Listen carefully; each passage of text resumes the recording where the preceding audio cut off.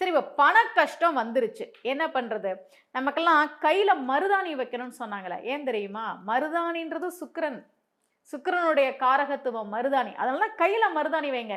சுக்கிரன்றது பணம். நீங்க கையில மருதாணி வைங்க. இதெல்லாம் நீங்க செஞ்சு பாருங்களேன். சின்ன சின்ன விஷயங்கள நம்முடைய முன்னோர்கள் நமக்கு சொல்லிக் குடுத்தாங்க. பணத்த மதிக்கணும்.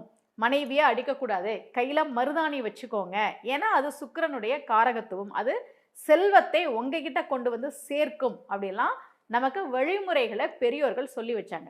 சரி இப்ப பண கஷ்டம் வந்துருச்சு. என்ன பண்றது?